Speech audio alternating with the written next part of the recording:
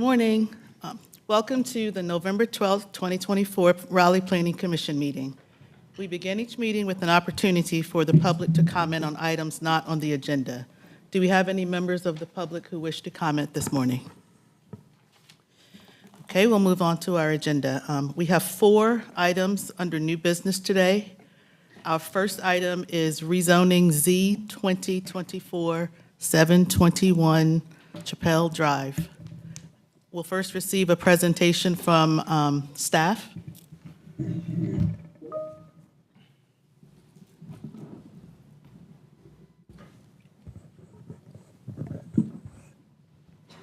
morning, Planning Commission. Robert Tate with Planning and Development. Like you mentioned, this is rezoning request Z2024 at 721 Chapel Drive.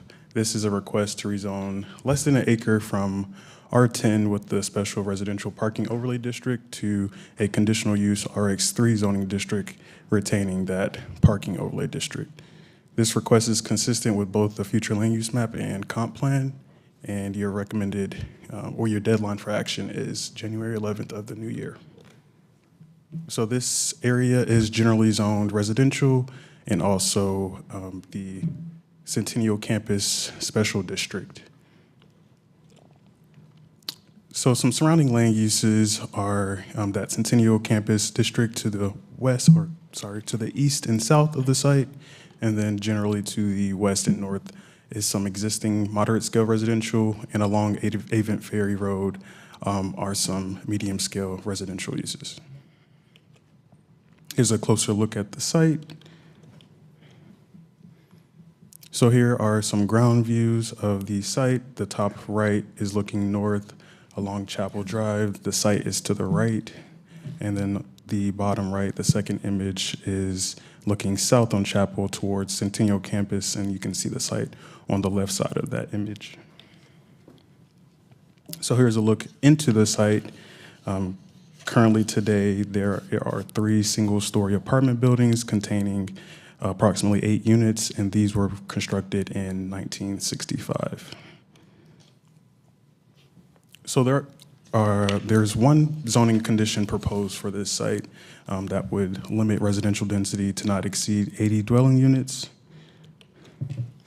And the big change here is an increase in residential units on this site with an estimated increase of roughly 31 units. So looking at transportation and energy analysis, higher walk, transit, and bike score than average, and then also higher transportation cost index and job proximity than average. So the site is within a short walk from 2 Go Raleigh bus services, that is Route 11 and Route 11L. Also, due to the proximity of the site to NC State, there are also 3 Wolf Line services that are open to the public, but generally tailored to students. But this additional service provides more transit access throughout the entire Go Raleigh network. Looking at affordability, this would add to the housing supply. There are no subsidized units included in this proposal. It would also permit a variety of housing types, smaller units, smaller lots, and like mentioned before, within walking distance of transit. So area residents are less likely to be racial minorities compared to the citywide average, but are more likely to be low income compared to the city average. And cost of rent has increased more between 2020 and 2022 than the citywide average. So this request is consistent with the future land use map, and that designation is office and residential mixed use. This request is not, however, consistent with the urban form map as recommended with the frequent transit area. A urban limited frontage or an urban frontage would be recommended, and that has not been proposed with this request. So again, this is consistent with the comp plan and future land use map, inconsistent with urban form.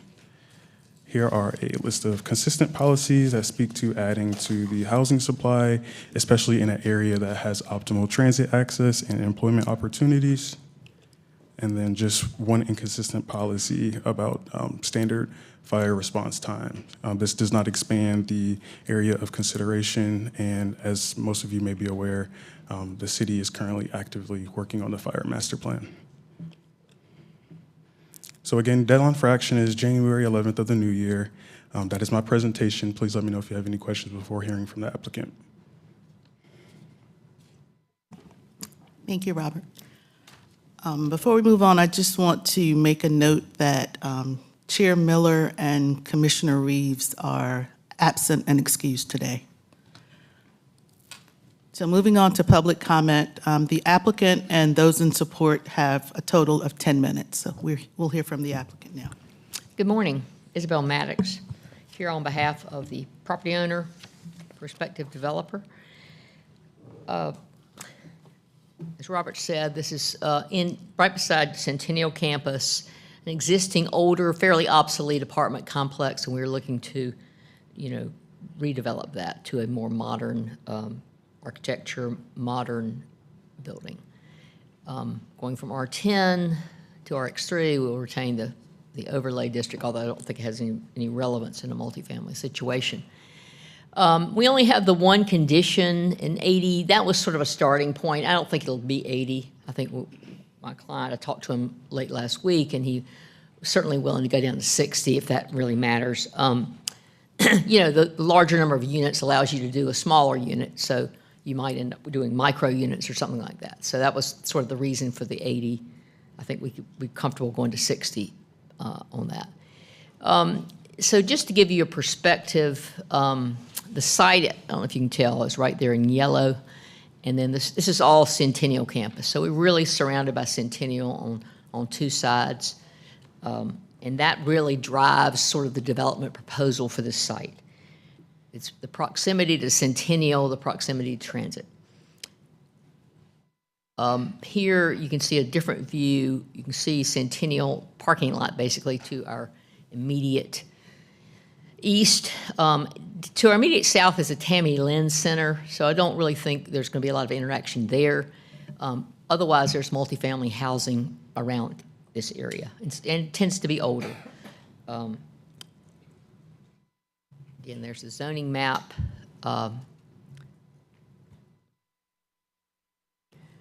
And so, Centennial Campus continues to grow. I've seen statistics about the percentages in enrollment, which are significant, and research funding. That's just going to get bigger and bigger. There's a great need for additional housing there. Target market would be grad students, faculty, professionals. Because there are a lot of professionals that are employed there. There's also the faculty, and there's the grad students. So that's sort of what we'd be looking to serve. There is good transit access. And we feel like if you live there and you work or go to school on Centennial, you can walk to your classes or to your work. It is a frequent transit area, although we're not requesting that development option. It is consistent with the comp plan, consistent with the future land use. As to the urban frontage, this location, I don't think we have a particular objection to it. But, you are dead ending at Tammy Lynn, so I don't know how much benefit that gives you. I don't think we have an objection to putting our urban frontage on there, if that was a major consideration of the Planning Commission. But I don't know how much benefit you get from it, actually. And so the issues that, the affordable housing, we don't include anything here. And it's a small project. We don't have any kind of tax credit. Subsidization, easy for me to say. Here, we'd be willing to probably agree to a financial commitment here. We've done a commitment in other cases that was like, 1% of approved units times $40,000 is what I recall being a condition that I've used in other cases. And I think my client, as I said, I spoke to him late last week, and he is willing to do that. So that's sort of where we stand. There are a few things that we're willing to tweak. So we'd love to be approved today, but also expecting that we might come back to your next meeting with a couple of fairly minor condition changes. and available for any questions that the commission may have. Thank you, Isabel. Are there any others here to speak in support of this case? Okay, seeing none, we'll move to the opposition. All those opposed to this case have a total of 10 minutes. Okay, seeing no opposition, we'll bring it back to the table for commissioner questions and comments. Commissioner Raines. Vice Chair Bennett, thank you. I'll start with Ms. Maddox. The question I have is regarding connectivity from the site to adjacent areas. Currently, there are no sidewalks or bike lanes, and I'm not sure if they're planned. Has there been any discussion with adjacent property owners for a pedestrian right-of-way? You know, I've had a conversation with somebody from Centennial. They said they were going to just follow this very lightly. But my understanding is we're happy to do a pedestrian connection to Centennial, but I think they're kind of, they want to control what comes in and out of the campus. So we haven't had a specific discussion about a pedestrian connection there. We're okay to do it. It's just that my understanding is they don't necessarily want it. And Tammy Lynn, I don't think that would be appropriate given the use on that site. As far as the adjoining apartments to the immediate north, I think that would be required to have some kind of stub to that site under the code. As far as, road improvements, I'm sure will be required to either build a full, whatever the road section is for Chappelle Drive, or pay a fee in lieu there and let it happen when other properties come in. So there will be, eventually sidewalk and bike lane infrastructure here. I can't tell you one little piece is probably not going to do a lot of good, but eventually it will happen, I think, there. But I mean, it's a quiet road, so it's not a real difficulty to jump on your bike and ride out, to Avon Ferry from here. I think we have the map that can show you can come up Chappelle and you'll be on the Avon Ferry right here. So. Okay, I'm not sure if this is for you or for staff, but the report says that the limit is 42 units, but you're suggesting 80 units? How does that reconcile? I think my answer to that is staff has its envision analysis, and that just what it came up with. That's the maximum number of units. But as I said, if we decided to do micro units, 400 square feet instead of 1,000 square feet, I don't know if 1,000, the number's probably 8 or 9, but you could get more units. So the envision analysis, I can't begin to tell you how they come up with their numbers, but there's an algorithm that tells them what the maximum number of units is, but I think it probably assumes a certain size of unit, and I'm not sure what that is. Robert may know the answer to that. What Isabel mentioned is roughly right. We use an average unit size, so whatever they're proposing might be less than what we used for the envision analysis. Okay, thank you. But I mean, we do realize that 80 is probably more than will happen here. It's probably going to be somewhere in the 50s is what we've discussed, but we would cap it. We'd glad to cap it at 60.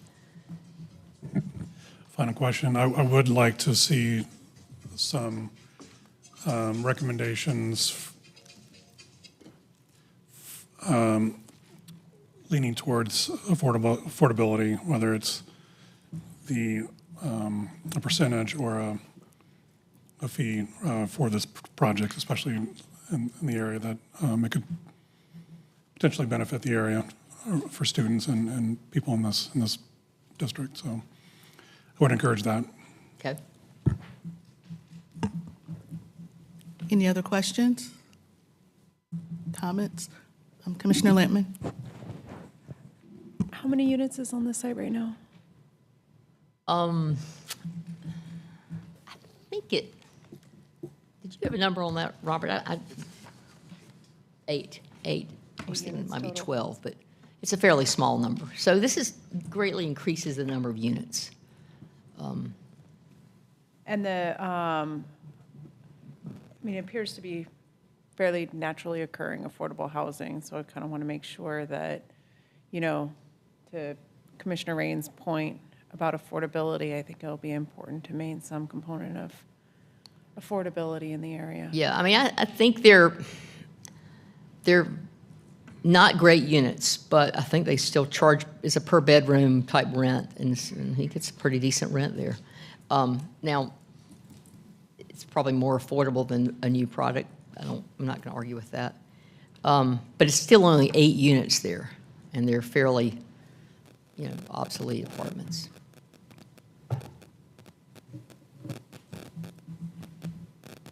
Any other questions?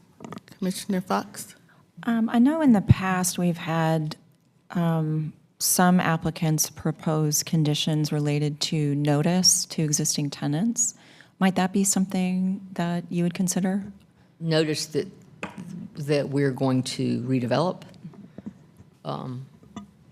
Yeah, I don't think there's any issue there. We would certainly have to give them notice to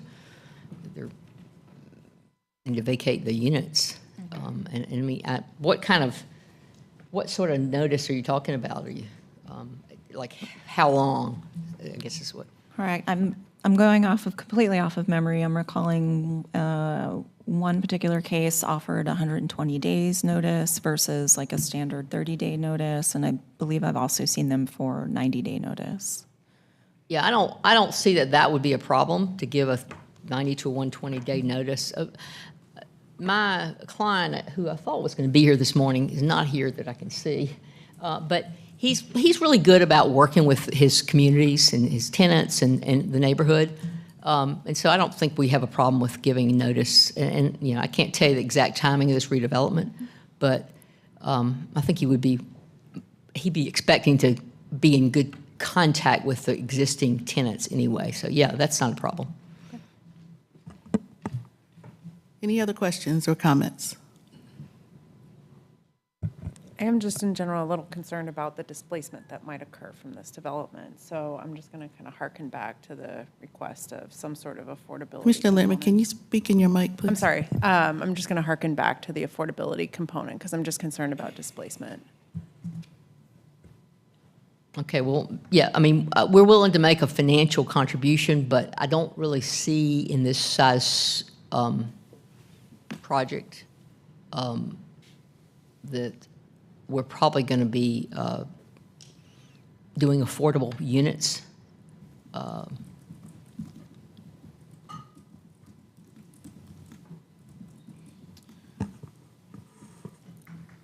So it sounds like we are going to defer this case for consideration of some sort of affordability, whether it's a percentage or financial contribution, and something perhaps regarding an extended notice. Right. And So we'll Commissioner, cap the units, we'll put the financial contribution, we'll provide a notice requirement as Commissioner Fox has requested. Commissioner Rains, were you requesting a condition about connectivity? No, I think the applicant responded to that, and I'm not going to ask for a connectivity condition. Okay. So then this case will you have that done by our next meeting? Yes, I think Isabel? we can get it done Okay, in 2 and weeks. our next meeting is? Thank you. So this will be deferred to our November 26th meeting. Good deal. Okay, great. Thank you very much. Thank you. Let me just write that down. To November 26th. Okay, moving on to our second item, rezoning Z2824 at 2608 Forestville Road. We'll now hear from staff.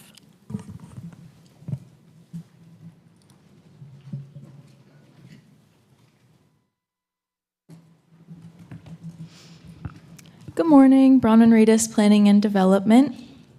Again, this is rezoning Z2824, a request to rezone approximately 4.5 acres at 2608 Forestville Road from Wake County R30 to R10 with conditions. Your deadline for action is January 11th next year. So zoning in the area is predominantly residential. Again, this is located along Forestville Road. It's actually at the kind of northernmost limits of our corporate city limits. So you can see it's shown in white there. It's not in the ETJ today, so it's in the municipal transition area, but it is not in ETJ today. Here's a look at the site and the surrounding area. So even though it's on the edge of city limits, you can see it is surrounded by low-scale residential development. Lots of built neighborhoods surrounding the site, pretty much on all sides. And you can see Lewisburg Road down there to the south. So here's another look at the site, just trying to point out kind of the many jurisdictions surrounding this site. So we have Raleigh jurisdiction to the south, and again, this is the city limits. And then Wake Forest city limits are to the north, and then Wake County jurisdiction is to the east of Forestville Road. Here's a look at the site from the surrounding streets. So the first view is from Forestville Road. There is one existing home on the site today. It's kind of set back in the rear of the property. And then the second view is from the neighborhood located to the south. There's a street stubbed to that southern property line, and that is the Longleaf Estates neighborhood. The applicant has proposed a number of conditions here. So first condition is a requirement for at least 50% of the total dwelling units developed to be dedicated affordable to the 80% area median income for at least 15 years. Second condition puts a max of the number of residential units to be developed at 30 units. Condition number 3 requires a 25-foot wide landscape buffer area provided along Forestville Road. Condition 4 requires that all common and private landscaping shall be maintained by an HOA. Condition 5 requires that each dwelling unit will be no higher than 2 stories. Condition 6 prohibits the apartment building type. And then finally, condition number 7 requires some architectural materials for each dwelling's front facade. So choosing a combination of 2 or more of stone, brick, fiber cement lap siding, shake, or board and batten. Here's a snapshot looking at the change in entitlement going from residential 30, which is a Wake County zoning district, to Raleigh's residential 10. The entitlement is limited by that zoning condition, so maximum of 30 units. You can see there's a change in setbacks, and then there's going to be a smaller lot size allowed, in addition to the additional building type of townhomes allowed too. So because we're kind of on the edge of city limits here, there's a lower walk score. There's no transit score, but no transit access, a lower bike score than the citywide average, and lower job proximity than the citywide average. However, it does have an average cost of transportation. So there is a bus that goes kind of near to the site. It travels along Lewisburg Road. However, this is the Route 401X, the Rollesville-Raleigh Express route. And so the nearest stop to get on that bus would actually be in Rollesville at the Rollesville Town Hall. So not really accessible from this site. The request does check a lot of the boxes for the affordability analysis. It adds to the housing supply, includes subsidized units, permits a variety of housing types, and allows for smaller units and smaller lots than the citywide average. However, again, it's not within walking distance of transit. This area is more racially diverse than the rest of the city on average. Less people living here are low-income earners than the rest of the city on average, and housing costs are increasing faster here than the rest of the city. The requested R10 with conditions is consistent with the future land use designation of low-scale residential, especially due to the limitation on height, building type, and the limit on the number of units to be developed. That puts it in really close consistency with the low-scale residential designation. And so consistent with the future land use map and consistent with the comprehensive plan overall. Here's a list of consistent policies. These mostly have to do with allowing for compact development, allowing for more housing supply and housing variety to increase housing choice within neighborhoods. And there are some inconsistent policies here, so highlighting zoning and infrastructure impacts and response time standards. This site is not meeting the standard response times for fire service response, and it is outside of the ETJ, so it would be kind of increasing that area of concern. However, we do have the fire service master plan that the city is working on right now that will be addressing those kinds of service inefficiencies. And then the other inconsistency noted here is the location of growth policy. And that has to do with the fact that, again, it is outside of the ETJ in the municipal transition area. That policy says growth should occur, city limits, ETJ, and then municipal transition areas, ideally. So there are no outstanding issues with the request. Again, your deadline for action is January 11th. You've got November 26th and December 10th coming up. And I'm happy to answer any questions that you have for me before you hear from the applicant. Thanks, Bronwyn. Next, we will start public comment. The applicant and those in support have a total of 10 minutes.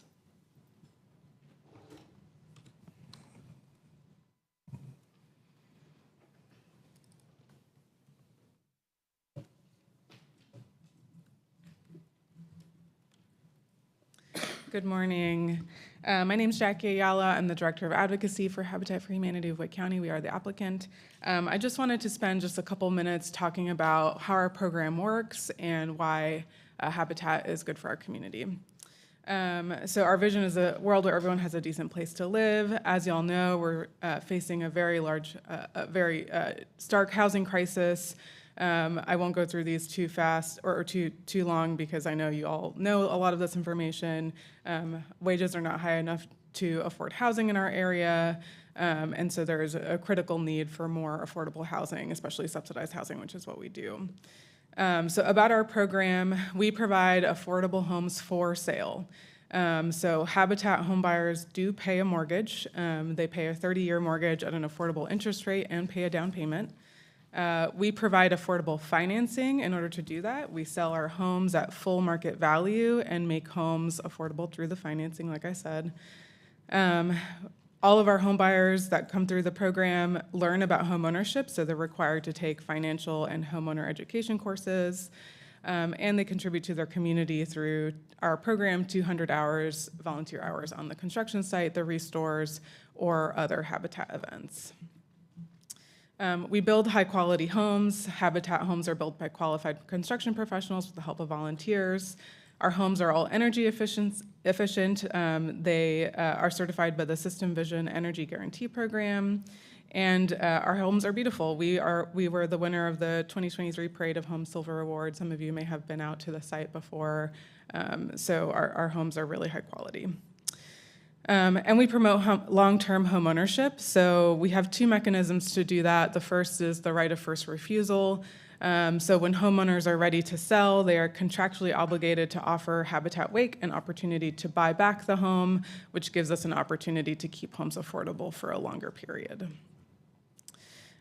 We also use a shared appreciation agreement. So if a home is sold within the first 15 years of the mortgage, Habitat gains a portion of the equity. This encourages homeowners to stay in the home despite pressure from investors to sell, but it still allows for wealth building. So our goal for 2608 Forestville Road is to develop an affordable community, sold fully appraised market value and made affordable through financing. And we're happy to answer any other questions that y'all have. Thank you. Thank you. Are there others here to speak in support of this project?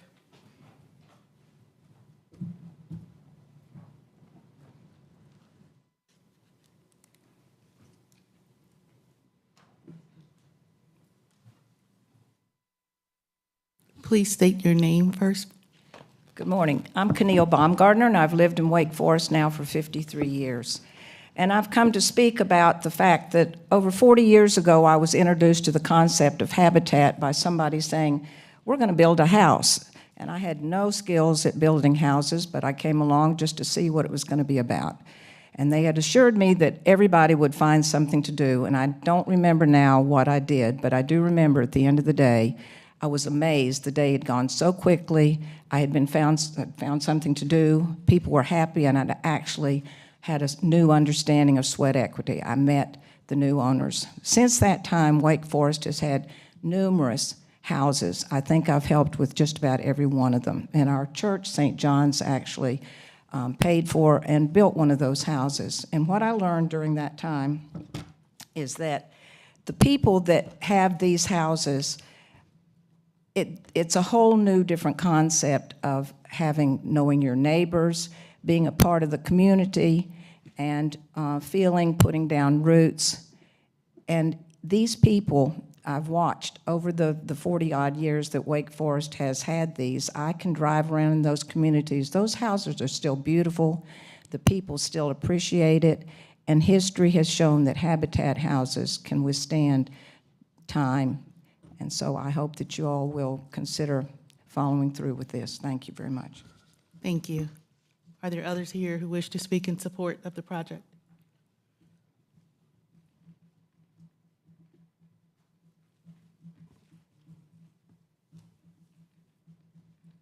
My name is Tilda Cottle, and I am from Wake Forest. I do live in a community that has habitat affordable housing. Why shouldn't it be a concern for every community and neighborhood to have affordable housing for all who would like to live there? No one should have to move out of a community because there's a lack of affordable housing that will allow them to live and to raise their family. Affordable housing should be a concern for all neighborhoods, all communities. It shows that we really do care for our neighbors' well-being.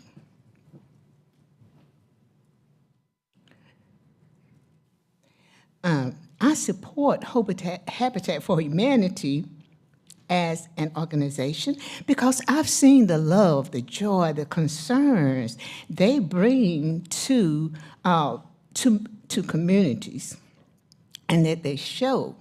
They bring churches and organizations, bring communities together, and the homeowner to not only build houses, but to build homes. And so some of the positive outcomes are seeing proud parents raise their family in safe communities and living in beautiful, affordable homes. This encourages their children to pursue their dream of owning a home. Some may even live in their parents' home after their parents have gone on. Some homeowners can apply for Habitat of Humanity assistance on home repairs, and this will continue to make their neighborhood look presentable. It's just a win-win situation for everybody, and I support Habitat for Humanity. I know their work. I've been with them for some time, and I love them, and they show the love that they have for others. Thank you. Thank you.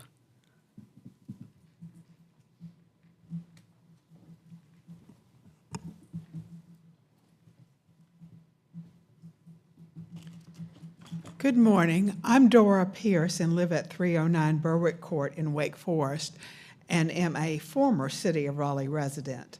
Thank you for allowing me to address you. As Jackie mentioned, affordable housing is a critical need in our area. The availability of affordable housing options has many benefits, not only to those needing a safe and stable home, but also to the community. I firmly believe everyone has a right to a home. It has been found to lead to better health outcomes, educational achievement, and economic well-being. I want to focus on economic well-being and wealth building. Owning first a townhome in Raleigh and then a single-family home in Wake Forest has been important to my family's ability to retire without the burden of a house payment or rent, and to one day leave a home so that our daughter can choose to sell, rent, or live in it. Generational wealth building. We were fortunate enough to have family help with our first down payment. Not everyone is so lucky. As Jackie mentioned, through financing, Habitat for Humanity makes it possible for members of our community, perhaps teachers, firefighters, police, or bank tellers, to purchase a home, reaping both the immediate and long-term benefits of home ownership. By the way, those selected for a Habitat home do make a down payment, buy the home at market value, and pay a mortgage.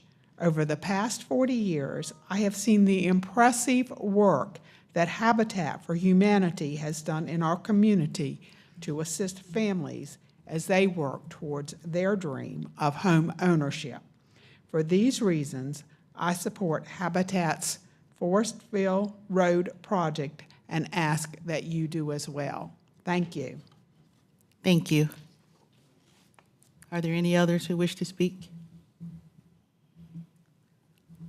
Okay, those in opposition now have 10 minutes.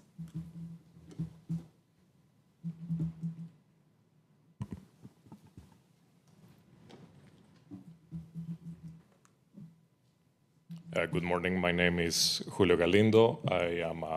I live in the Longleaf Estates neighborhood.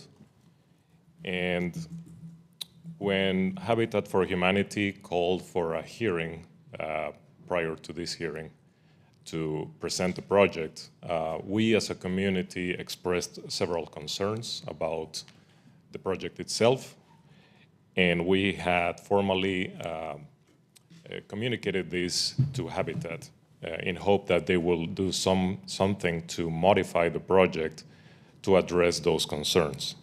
Now, I'm not the only one from Longleaf Estates who is here, so I'm gonna just touch on one point, and I'm sure that there are other neighbors who want to speak themselves. One of the main concerns that we expressed is the sharp transition in density for homes that does not align with the surrounding neighborhoods. And of course, that has several implications. One of the most important ones is the problem of traffic and parking, because the houses are built with one-car garage and the streets are very narrow. So it is very likely that homeowners will have more than one car. And of course, it is very likely that they will have visitors sometimes, excuse me. So we observed that there is an extra parking area, probably for 8 or 10 cars at all for the entire community, and we see that that is very insufficient. So the concern and the problem that we see is that there's going to be a traffic overflow into Longleaf Estates Drive. And of course, the insufficient parking for this new development is also going to affect Longleaf Estates Drive, because people are going to likely use our streets to park their cars. Thank you. Thank you. Good morning. My name is Tom McLaren. I also live in the Longleaf Estates community. And my concern is traffic, certainly not against affordable housing at all, just in that area. I don't know how many of you have been on Forestville Road and the intersection at 401, but if that light at 401 and Forestville is red, it can back up to the entrance of our subdivision, even now. And if you look at what's being built around, I'm glad that when you gave the presentation, you talked about the number of housing units that are currently there.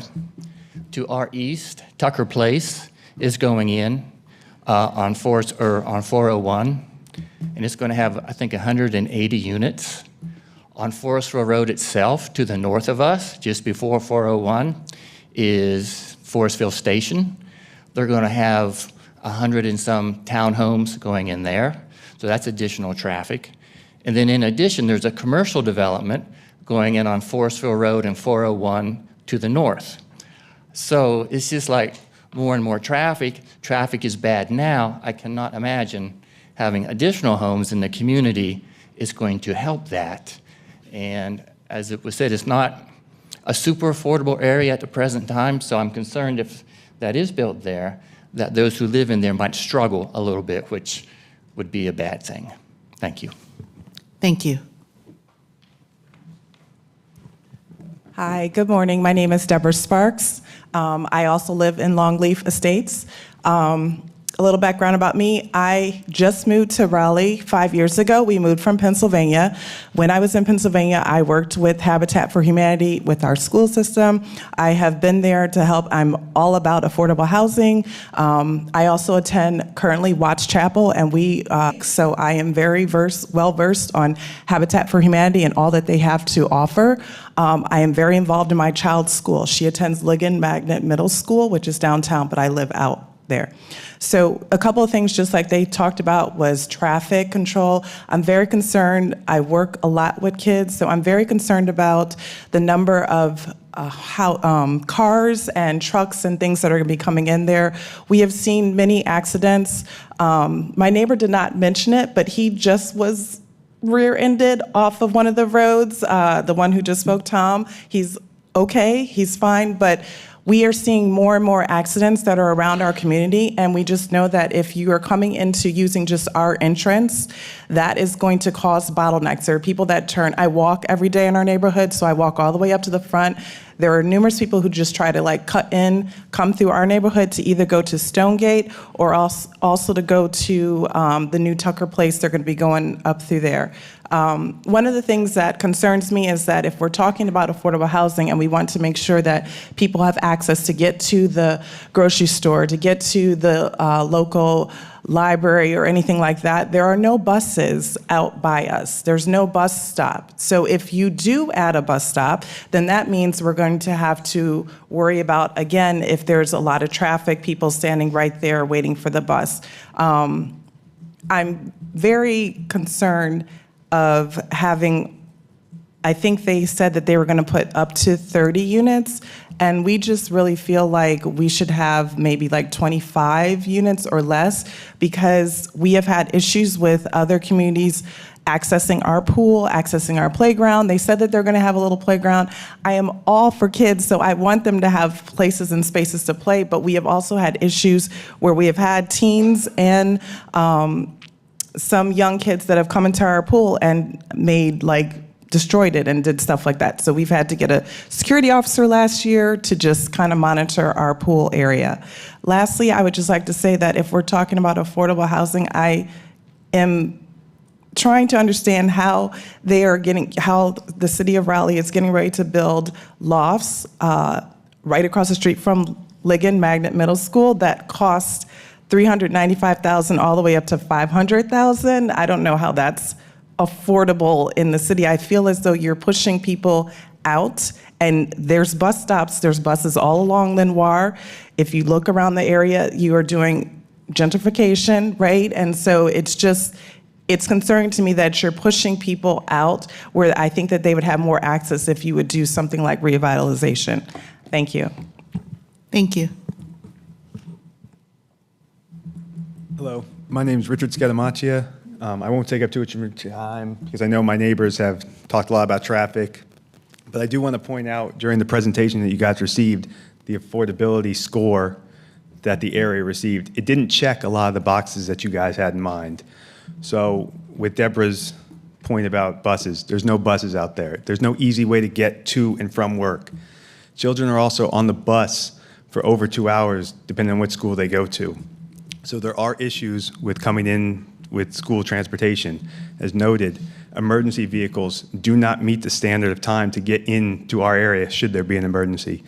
So when you're looking at rezoning, I think we can all agree affordable housing is needed, But adding that level of density into the neighborhood when we're already not meeting certain affordability standards and have density issues, I don't know if 28 to 30 units is the right course of action.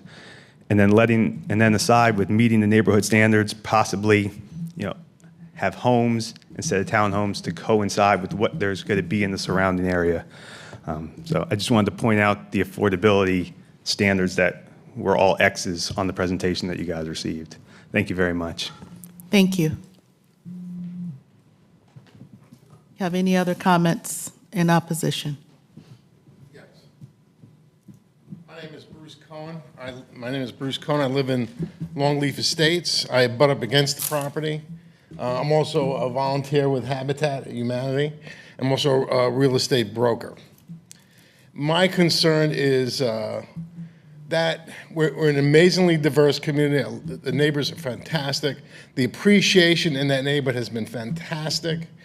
My concern is bringing in more efficiently priced units. I'm not sure it wouldn't slow down our appreciation and the way our values have been heading. Tides affect all boats. So from a value point of view, incredibly diverse group of people enjoying amazing appreciation on their properties, and we just want to maybe take a closer look at that, do some analysis as far as that's concerned. Thank you. Thank you. Any other comments? Okay.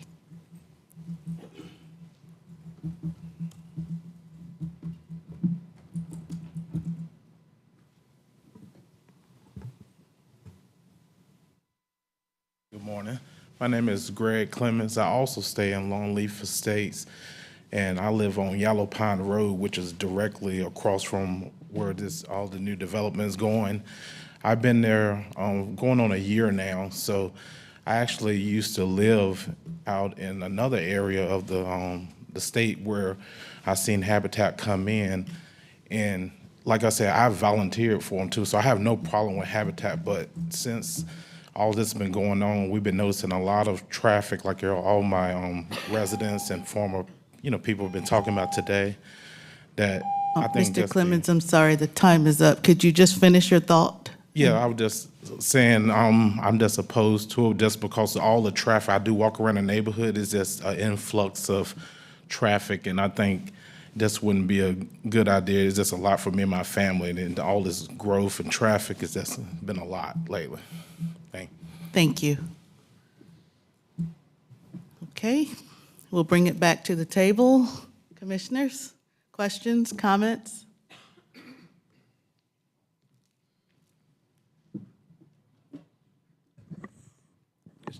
Excuse me, is transportation staff on board today to kind of answer some of the questions if a traffic impact analysis or study has been done on this property?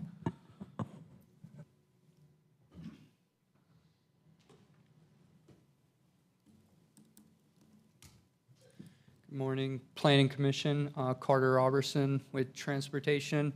When we received this case, we did a chip generation analysis, and based on those results, it didn't trigger a need for a traffic impact analysis. In terms of those concerns related to backup from the signal and safety, we'd be happy to talk to some of our colleagues in Signals, Vision Zero, and also talk with the applicant about how we can alleviate those concerns. Does that answer your question? How many trips generated, additional trips generated did you guys find?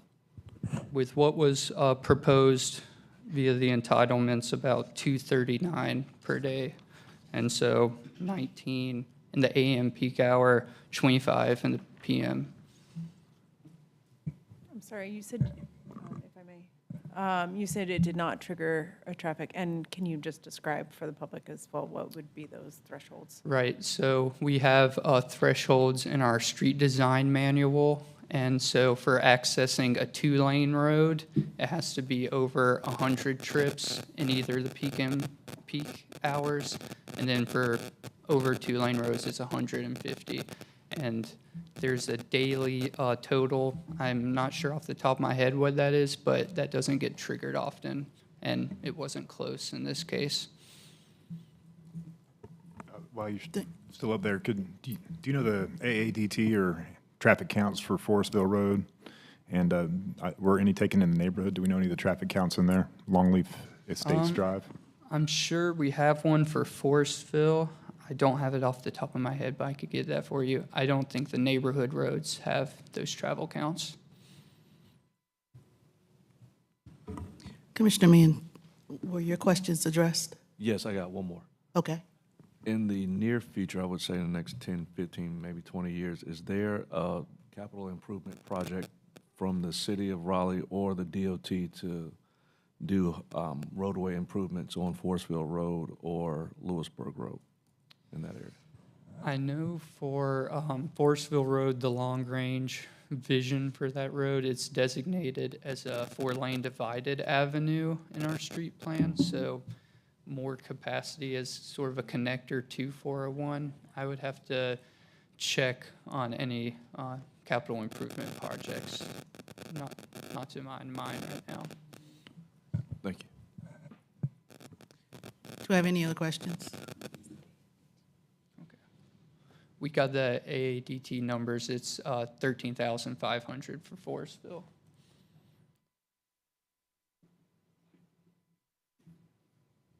Commissioner Fox, did you have a question earlier? I did. I think it was answered. I did just want to add, I'm very much in support of this case. I'm not necessarily interested in adding significant hurdles to an affordable housing project. Thank you. Other questions or comments? One quick question for the applicant. There was mention from one of the public members that there were some amenity spaces planned for this area. Is that, can you elaborate, and is that something that would be considered a condition? We are still in the proposal development stage, so nothing is necessarily final, but if that's something that the commission's interested in, we can certainly look at it. I don't know if, John, you want to speak to that at all? This is our engineer, but I think in our initial drafts of the site, we were looking at some small amenity spaces. Good morning, John Woodliff, Site Advice. Yeah, the design that we currently have shows an amenity area that would support a top lot or some kind of playground equipment for children, and so that space is definitely sized for that use. Can I follow up too? It's a code requirement for amenity space, correct? There is a code requirement, and we're certainly, we're meeting that requirement with the size that we're showing for the amenity area. Okay, thank you. Any other questions or comments? Question. Is there going to be a connection to Forestville Road to the site? Or is the neighborhood, the existing neighborhood, going to be the only connection? I'll let our expert talk about the traffic connections. As far as access is concerned, there's a stub out currently right off of the entrance road at Longleaf Drive. That stub out was designed to provide public access to this site, so there wouldn't be a need for an entrance onto Forestville Road. Access would be from the stub out that's currently at the existing subdivision.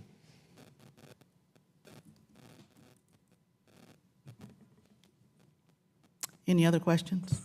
Commissioner Haver? Yeah, to follow up on that, I had a similar question. From DOT standards, along your frontage there, is it possible to inquire into an additional entrance? It's a possibility. We can look at that, but with DOT, the separation between driveways might be an issue. But we can definitely look at that. It would most likely, if we were allowed to do a driveway there, it would be a right in, right out, as opposed to a full movement, given the limited separation between this site and the Longleaf Estate Drive. I'm in the same camp as Commissioner Fox. I'm definitely in support of this project. I'm just wondering if there's some concerns from the neighbors. Again, that stub street is just, whatever that distance is off of Longleaf Estates, but there was a possibility. I have a feeling DOT is not going to allow that because of the separation, but I'd like to hear that. And understand the concerns about traffic, but just looking holistically at the development out there, there are a lot of connections either being made or being planned. So Forestville Road is not the only way in and out. Certainly understanding that ultimately there will be a 4-lane divided along Forestville Road. Again, I'm in support. I'm in support of this project. I think it's good for the area, and the applicant has my vote. Thank you. Other questions or comments? If not, then I will entertain a motion. Commissioner Fox? I move to recommend adoption of the proposed consistency statement dated November 12, 2024, contained in the agenda materials, and to recommend approval of the zoning amendment for Z28, 2024. We have a motion. Do we have a second? Commissioner McCrimmon raised her hand. Okay, we have a motion and a second. Are there any other comments before we vote? All those in favor? All those opposed? That is 7 to 1. Thank you very much. Commissioner Mann was in opposition. I'm sorry. Commissioner Mann, would you like to state? I just think I needed more information from the DOT, and to Commissioner O'Haver's point, is if there could be an additional entryway into the site. I just don't like the idea of having just one entryway through an existing neighborhood. Okay, thank you. Just give me 1 second to write that down. 7 to 1. Moving on to our third agenda item, rezoning Z3424, 118, 122, 126 Clarendon Crescent. We'll now hear from Mr. Tate again.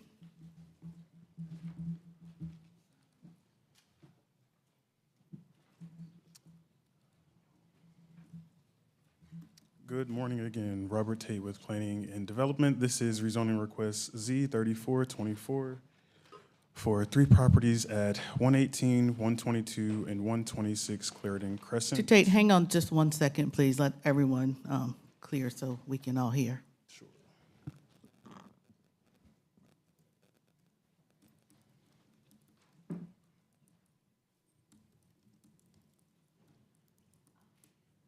Okay. All right. So like I mentioned, this is rezoning request Z3424 for 3 properties at 118, 122, and 126 Clarendon Crescent. This is a request to rezone approximately 1.76 acres from R4 with an NCOD to a conditional use R4 with the TOD. So this would be a request to remove the NCOD and be replaced by a TOD. So this is consistent with both the comp plan and future land use map. Your deadline for action is January 11th. So the zoning in the area is predominantly residential, and various mixed-use districts are found along the New Bern Avenue BRT corridor, where you also find the TOD. So I briefly want to discuss additional context before getting into the actual rezoning requests. So this site is subjected to the King Charles South NCOD, and this is essentially additional requirements that are greater than the underlying base zoning district, and also provides a cap on the height of buildings to no more than 2 stories. Most properties within this NCOD are also part of the Longview Gardens National Register District. However, the properties in this request and a few others along Clarendon Crescent are not within that National Register District. Properties within both the districts are essentially limited to the detached building type, which are traditionally more expensive than multi-units. Another consideration outside of this request is the city-initiated rezoning that commenced earlier this year. The subject site was once part of consideration for the city-initiated request. 122 Clarendon Crescent is that site. However, it was pulled out of the consideration due to lack of continuity and also the recommendations for removing properties that are in the NCOD that are not fronting New Bern were removed. Also, the site just south of the request, 114 Clarendon Crescent, was also removed, but was considered in the city-initiated request. So both of these sites, 114 and 122, remain as R4 with an NCOD. Here's a larger overview of the results of the Z9222 rezoning request. The final zoning map was adopted in July of this year, changing the base zoning district and also applying the TOD overlay to a majority of the parcels fronting New Bern Avenue. Because TOD standards conflict with NCOD standards, properties that had the NCOD did not receive a TOD for that consideration, unless they were fronting New Bern or within the station area. So here's an aerial image of the site. Like I mentioned, the Longview Gardens neighborhood is largely low-scale residential, well, predominantly low-scale residential. You can also see another use within the neighborhood, which is Enloe High School. And then just south and along New Bern Avenue, you find the Longview Commercial Center, which has the Alamo Draft House, and also the Wake County Women's Center. Here's a closer look at the site. All right, and then here are two street-level views. The first at the top right is looking northwest along Clarendon Crescent, facing towards Enloe High School, and then the bottom right, that second image, is looking southeast along Clarendon Crescent, going towards New Bern Avenue. Here are a few images from each of the individual properties. All three of these properties and homes were constructed in 1955 and are currently existing dwelling units. So the applicant has proposed just one zoning condition that would just prohibit various uses that would otherwise be allowed. And here, the major change is the removal of the NCOD and replacing with a TOD. And you can see here the maximum units allowed have increased. The TOD shows or allows various different building types, which you can see demonstrated here with the increase in maximum units allowed. So small apartment buildings and also triplexes would be something that would be allowed. So the request has a higher walk score and transit score, but lower bike score than average, higher transportation cost index, and job proximity. So the site currently has good transit access with the Route 15 running along New Bern Avenue. This site is also within 500 feet of a transit station area for the New Bern BRT corridor. The request would add to the housing supply, but does not have any conditions that were proposed subsidized units, and would continue to, or would permit a variety of housing, smaller units, smaller lots, and within walking distance.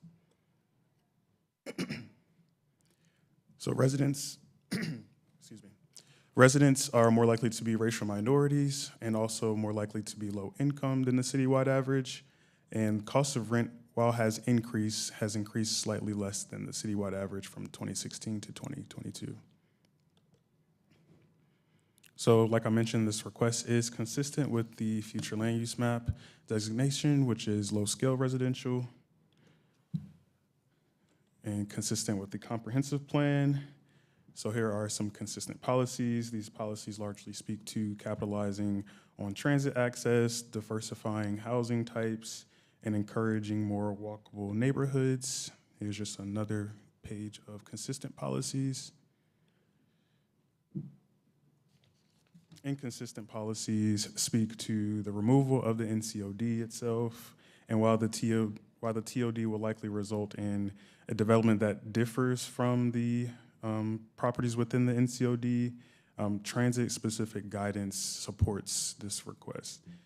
This request would allow future residents to benefit from lower transportation costs, improve accessibility to goods and services, employment opportunities, and potentially lower housing costs than with the existing zoning. So there are no outstanding issues with this request. Your deadline for action is January 11th of next year. Here are a couple of Planning Commission dates that are upcoming, November 26th and December 3rd. And that is my presentation. I'm available for any questions you may have before hearing from the applicant. Thank you, Mr. Tate. Moving on to public comment. The applicant and those in support have a total of 10 minutes.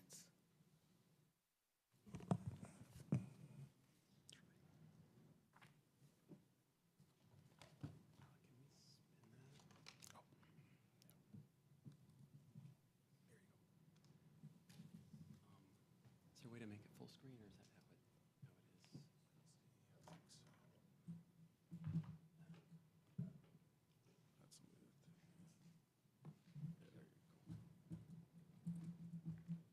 All right.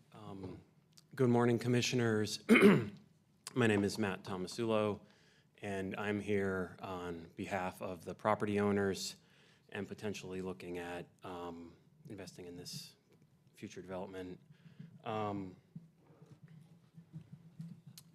So as Robert added a lot of information, just kind of touching on some of the elements that kind of stand out. It is adjacent to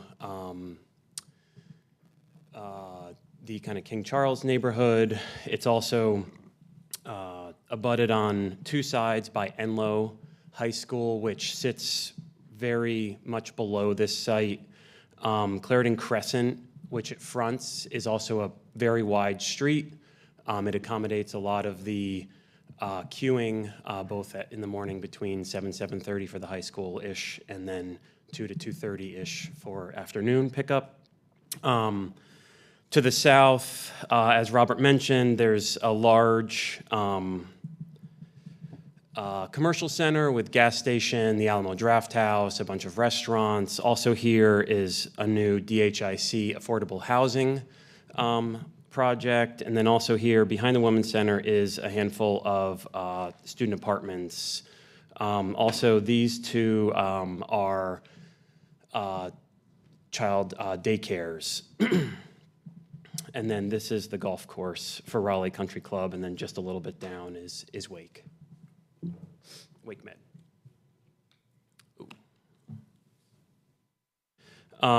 Robert showed these, but this just kind of shows the wide streetscape here. There is an existing sidewalk. It's a little tough to tell in these photos, but the houses actually sit down a good bit from the road, a good 7 to 8 feet. This is looking south the other way, which kind of at the terminus of this image is the New Bern Avenue intersection. And then this here on the left, that's Enloe's property. Sorry.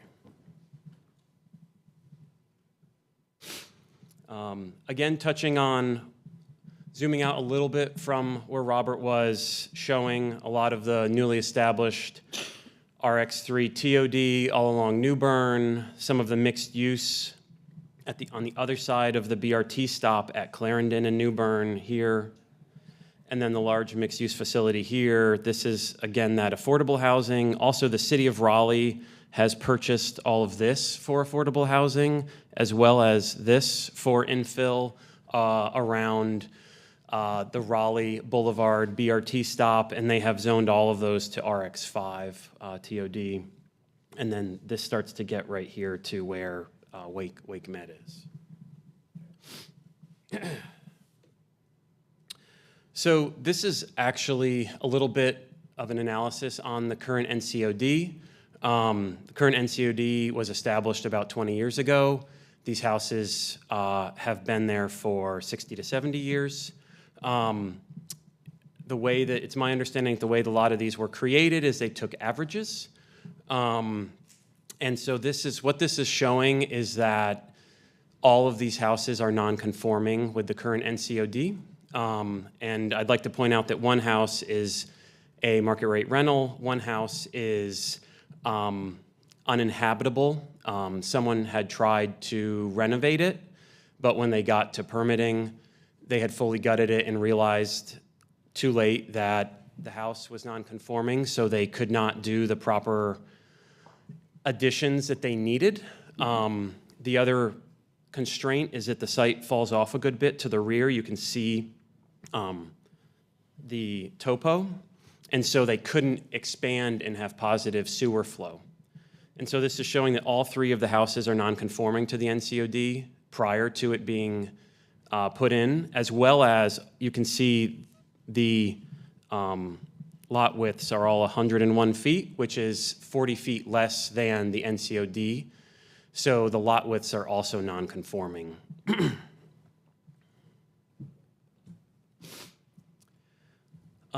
This talks about the future land use. As Robert said, with the TOD overlay, it is congruous with the future land use of low residential, primarily focused on transit corridors, transit emphasis corridors, and bus rapid transit infrastructure. This shows a lot of the urban form support for it, with there being a transit station right there. This is 200 to 300 feet. It's a 2-minute walk. And along the New Bern Avenue corridor specifically, it talks about rezonings for TOD in an NCOD, growth around transit, housing for all, putting pedestrians first and connecting people to stations, which I can talk about on the next slide. I guess one more slide, but just kind of reiterates some of the complexities here with topography, sewer, and stormwater. So these houses, sorry, this is a little tricky, but this is the sewer line for these houses, and the road sits a good bit above these houses. So the only way that the sewer can positive drain is to Clarendon Crescent, which really only makes this part of the property, the front half, truly buildable. Also, the stormwater in this area is downstream, and so the stormwater infrastructure that the city has is actually on county property where this dotted line is.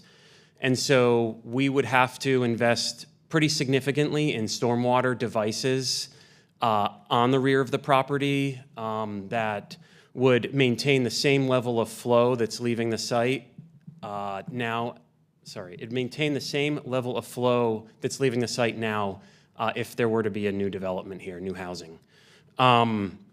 We also, as part of our application, had to do a review with staff to show some of the drainage basins and to make sure that this wouldn't impact it, and we went through that process as well and showed that it would not impact. So some of the nuance around TOD overlay is around promoting walkability, bikeability, access to transit, and even though residential districts are not allowed frontage, by applying the TOD, by default, the urban limited frontage is applied and would be required.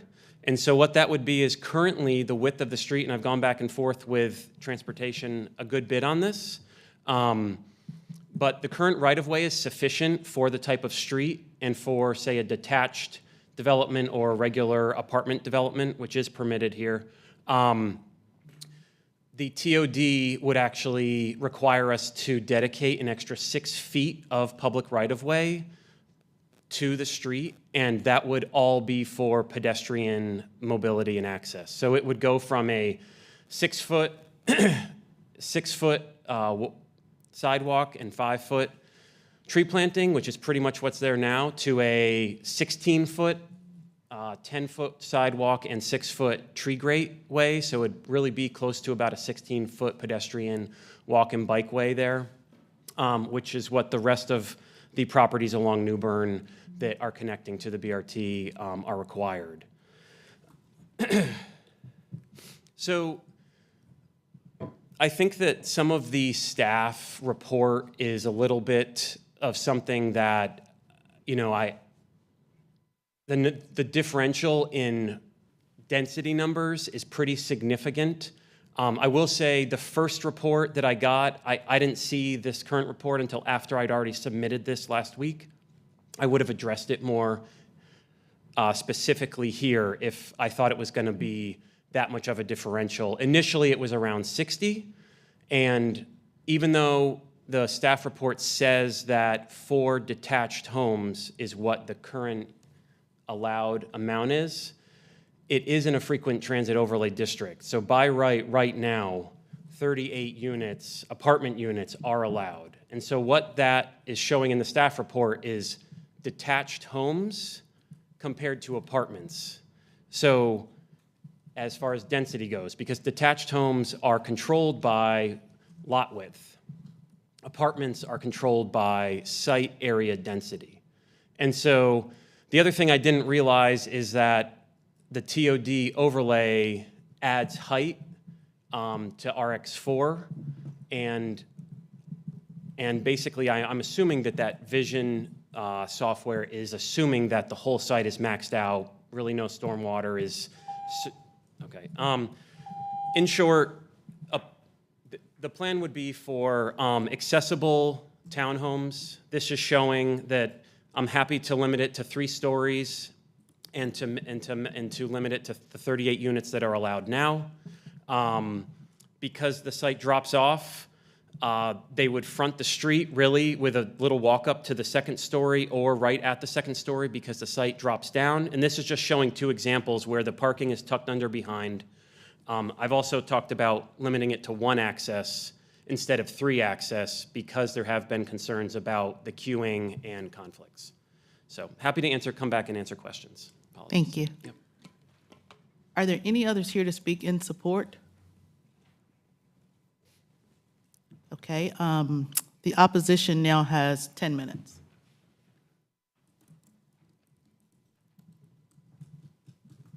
Please state your name. Yes. Christian Anastasiadis, owner of 2342 New Bern Avenue, and also Chief Operating Officer of McConnell Golf. Let's recap here. What the neighborhood was presented a few weeks ago was a rezoning request for R10.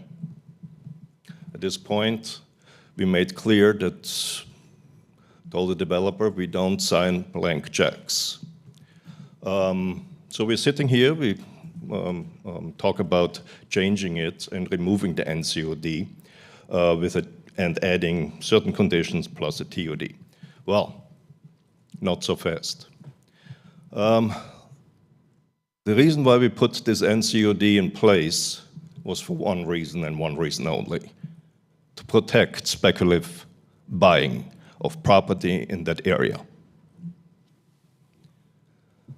And that's what's happening right now. We are more than happy, the neighborhood was more than happy and open to suggestions as to what will be built, what can be built. We asked him to come back with some plans. I remember 20 years ago coming to one of those meetings, actually to many of those meetings. We always had to have a plan in place to show what we actually want to build and what will be there in order to reach out to the community and get their support. Today, blank check. And by the way, the FTOD does not overrule the NCOD. That is a misnomer. So, more than happy for the developer to put something in place that is specific, that the neighborhood can agree. Let's not forget, the CSCs were removed. Now they come back.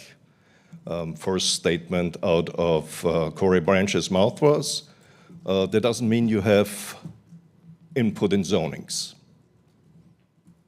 Okay? So, long story short, Mrs. Kathy Hedgepeth, she will explain actually the area more in detail because there are a lot of issues regarding safety, security, parking, and especially with NLO present. By the way, you're going to see me tomorrow as well for another case, so you get the enjoyment twice. Yes. One more thing. I'm sorry. There was one statement he made, the developer. It would take in investing significantly for stormwater and sewer. Here we go again. Speculative buying and not wanting to invest. If I want to build a home, if I want to build a development, we do it right. And this is what it costs. We're not changing the codes in order to deal for cheaper building. That's it. Thank you.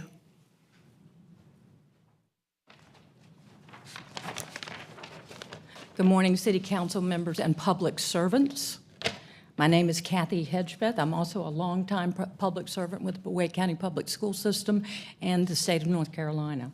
I live at Clarendon Crescent, 217. I'm here representing the neighbors who reside on Clarendon Crescent. The residents of Clarendon Crescent oppose any rezoning of the 3 properties in question. I'm submitting signed petitions from my neighbors. I don't know who I give these to. My presentation is very simple. I don't have a fancy PowerPoint, but I'm going to ask you to do the math. They wouldn't let me bring in my board because it didn't meet qualifications, so I'm just going to hold it up here for you to see. This is a simple math equation. Upside down, thank you very much. Inlow High School resides on Clarendon Crescent. There are over 2,400 students that attend there, including 300 plus faculty, my son being one of them. He's the head of the arts department there. There are many carpoolers that now come down come on New Bern Avenue onto Clarendon Crescent, and we have a shortage of bus drivers. The traffic also often exceeds and stops at Wake Med Hospital for people to be able to enter the campus of Inlow High School and drop off their students. It is lined up from approximately 7:15 in the morning, and it is not clear on my property to exit my own home until 7:45. He has the time wrong. It is not clear in the afternoon from 2 until 2:45. The traffic again lines up all the way down New Bern Avenue, all the way on Clarendon Crescent to Inlow High School. We have a shortage of bus drivers, therefore we have more parent carpoolers. We have teenage drivers who are reckless, speed, and we have angry parents who are tired of sitting in carpool lines. We also have 3 daycare centers, 2 of which we didn't particularly want to have there, but it slipped through us in Longview Gardens Association, who paid attention to what was happening on our street. I've lived there for 30-some years. We also have current residents who are elderly and need to be able to get out of their own driveways. We own pets. I try to cross the street. Alfalfa's got killed at least 4 different times. I stand in the middle of the road and hold up my hands and stop traffic myself to keep people from hitting me and my small dog. Now, you add in new apartment complexes, and we don't know what they're going to look like. We can't have 60 people living over there in addition on this street. Now, you add bus line changes. Are you aware that there will no longer be a left turn available from Victoria Place onto New Bern Avenue? How will those residents with the new BRT guidelines get out into the traffic to go where they want to go? How will these residents of these new potential apartments make a left onto New Bern Avenue out of the carpool line to get onto New Bern Avenue? It's impossible. They will not be able to do it and get to work on time. There is no walkability, there is no bikeability on our street. I'm also going to mention that we frequently have lockdowns due to the violence that occurs in schools now. You're all well aware of it. What will these people do with lockdowns? Do they know that they'll be locked on Clarendon Crescent unable to leave their apartments, unable to leave their homes. I've been stuck in my own home. I work for the school system. I know why they do this. They do it to protect students and faculty. But it's going to happen again and again and again because we house a wonderful school system on this street, and we love it. We hear music, we hear students learning, we hear faculty teaching and helping people in Wake County become the citizens we want them to be. So if you add all this up, and I know you're capable of adding, this means safety for pedestrians, more vehicles, more humans, more pets, and in the lockdowns, and it is a nightmare for traffic and for things to happen on this street. It is not feasible. And as we ask that the presenter or proposal for this be transparent of what he wants to do, as Christian suggested. We need to know exactly what he wants before the community can get behind him and support what he wants to do in this neighborhood. We do not accept any rezoning of these properties. He wants to come in and build 3 little houses that look better than those ugly things that are sitting there right now. That'd be nice. But a 60-unit apartment complex, that doesn't go with your plan for housing affordability. It doesn't support the residents on Clarendon Crescent, and it does not support the Inlow High School that sits there. Please do not allow this to happen. No rezoning, no multiple housing. I beg you to do the math. It's very simple. We do not want this. We do not support it. And I support what Christian shared as well, that this is not in line with what has been submitted for Longview Gardens Association and the neighboring communities. Thank you very much for your time. Please, please take these factors into consideration. We care about our neighborhood. And I also want to remind you that you are a public servant.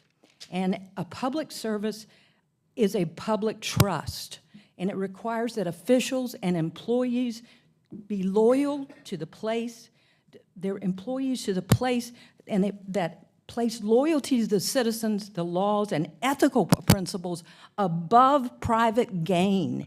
If you support any rezoning of these properties, you are supporting private gain. Private gain, money in this man's pocket, not affordable housing, not what we want to happen in the city of Raleigh. It is not in line. Thank you very much. I appreciate your time. Thank you. Are there any other comments in opposition? Okay.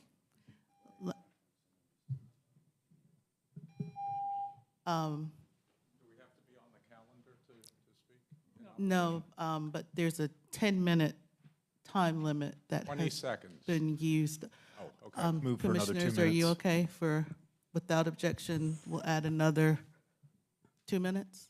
I don't need 2 minutes. I just wanted to indicate that Hold on I'm one in second. I agreement. think if we give I'm sorry. opposition 2 minutes, we need to give the applicant 2 minutes if they need it. Yes, that's what we'll do. Sorry Okay, about that. Sorry to interrupt. so we'll give another 2 minutes to each side. My name is Charles Putterman. I'm a resident in the area, probably just outside the 1,000-foot limit. I didn't hear what Christian said this morning, but I've heard him speak in opposition to this in other venues. I'm in agreement with him. I'm also in agreement with Kathy Hedgepeth. Until we know what's in this plan, it's very frightening to the neighborhood to just give it an okay to rezone.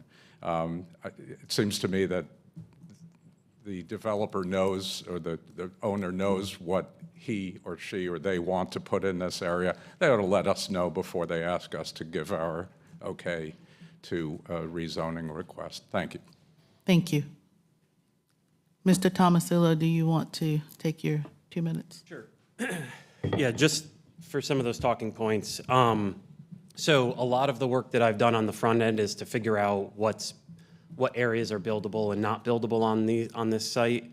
I've been very clear that it has been for housing and that there was no intention to go above 3 stories and that it would most likely be townhomes or cottage courts development type. There's not many variations in what it could be aside from what the what the stormwater constraints are and what the positive sewer constraints are. So that's why it's been hard to position what it would be. It would not be apartments. I'm happy to create a condition that would rule that out as well. What the TOD allows is for much smaller parcels for fee simple for sale townhomes or cottage courts, which is very much in line with all of the guidance that the city has. The reason I brought this forward was because staff and council, when the two properties were pulled out because they did not abut New Bern, they said that this is very much in line with what the city needs around bus rapid transit stations. I fully respect the opposition and the folks who have spoken today. I know that change is really hard, but I do really believe that this is reasonable in the public interest. It would be, and I will say, I think that maybe planning staff should speak to the NCOD question, because plenty of site plans have been approved with apartment units, not smaller parcels, in NCODs. The NCOD controls the underlying parcel, and the physicality of the constraints, not the actual unit count. Thank you. Okay. With that, we'll bring it back to the table. Commissioners, questions, comments?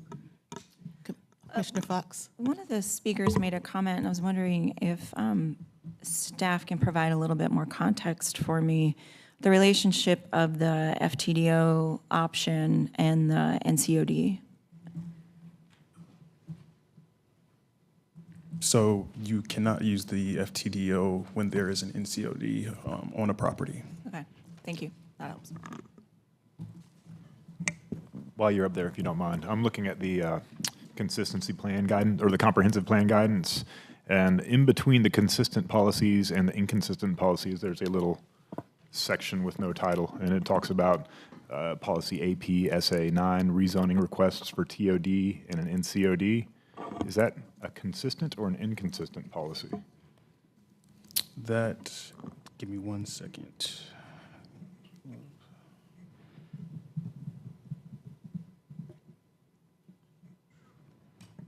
Maybe it's just a policy of interest. That is a consistent policy. Okay, thank you. Any other questions? Commissioner Fox, you look like you're about to say something. Yeah, again, apologies. It's actually just a point of clarification for myself. I don't know that I had actually realized that the NCOD was on top of the Enloe property. So that means if Wake County Public Schools wanted to do an addition, they would be limited by an NCOD? So I'm not too familiar with that, but I'm sure we can get you an answer for that, Okay. how that works. So they're currently non-conforming in the NCOD because their lot size is much too large. Yeah. And so your question is, would their height be limited by the NCOD?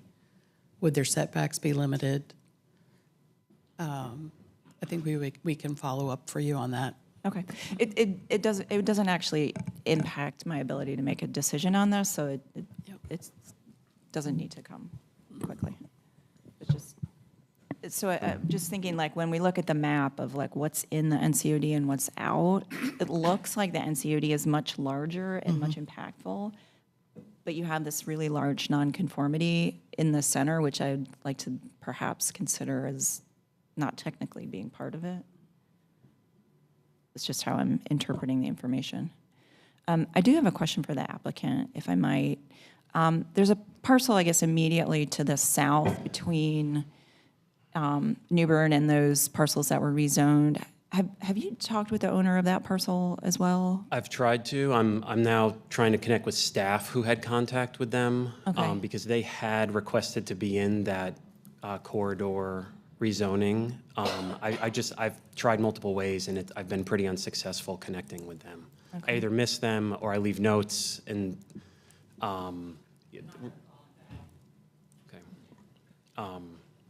so anyway, because staff told me that they were interested in the RX3 TOD rezoning when that was applied. Okay, thank you. And I will say, I mean, my background's in planning, and urban design, and it is, you know, I would happily include them. I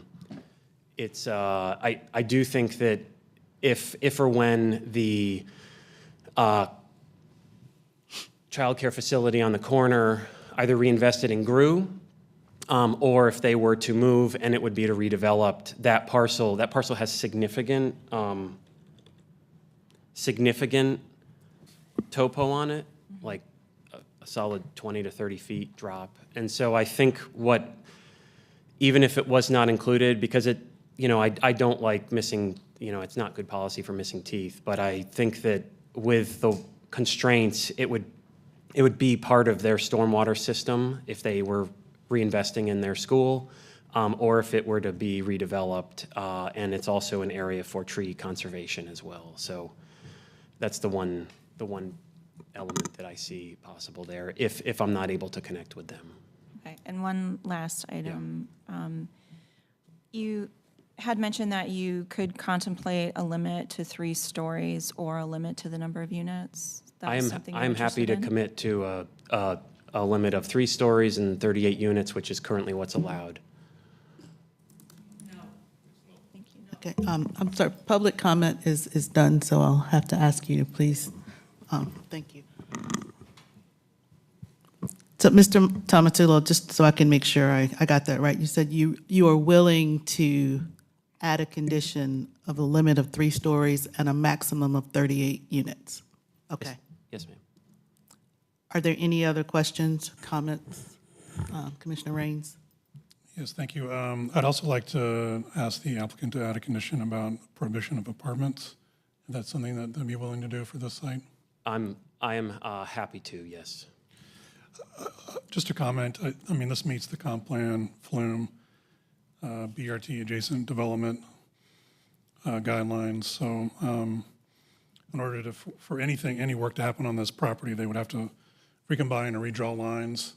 Yes. And anything that would follow the NCOD would not be compatible with all guidance. So generally, I would support with these added conditions this case. Thank you, Commissioner Raines. Commissioner Lampman? Can I ask Commissioner Raines to elaborate on why he would want to prohibit apartments?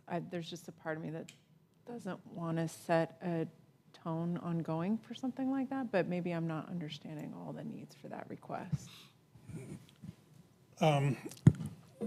Generally, I think the massing for other facilities would be more compatible with the neighborhood versus an apartment building. Now, sorry, can I speak or?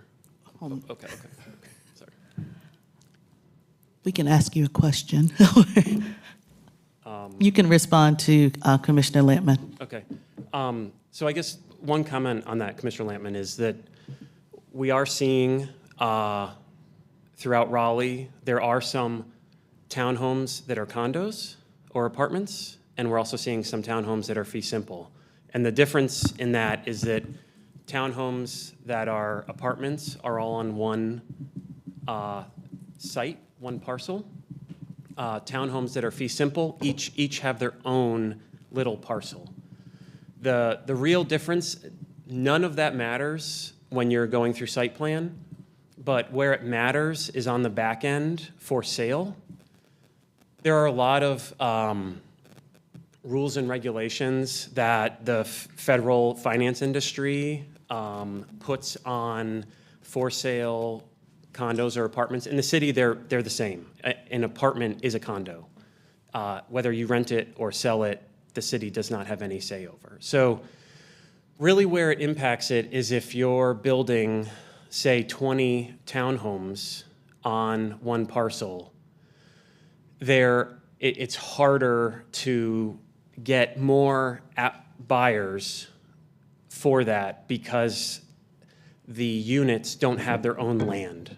And so there's limits on the mortgages that those potential buyers can get. There's also limits on investor and owner-occupant numbers. So Thank you. I appreciate yeah. that. And that's fair. I still But Just, I still, perceptually, I just don't like the idea of providing that restriction. So if the motion I agree. carries that restriction, I would have to vote against it. But if it's just a general comment for consideration of the applicant, then that's different. I'll restate it as just a general comment. Okay, thanks. Okay, so we're not asking him to add that condition? Okay. Commissioner O'Haver? Other questions or comments? Commissioner Otwell? Thank you, Chair Bennett. Just a quick comment that I was ready to support this when it was part of the larger NCOD. It's a stone's throw from a BRT station. I think this is exactly the way the city should be going. I'm ready to support this. I think the worst case scenario here is that we get 3 new single-family homes, and that's what I'd like to not happen.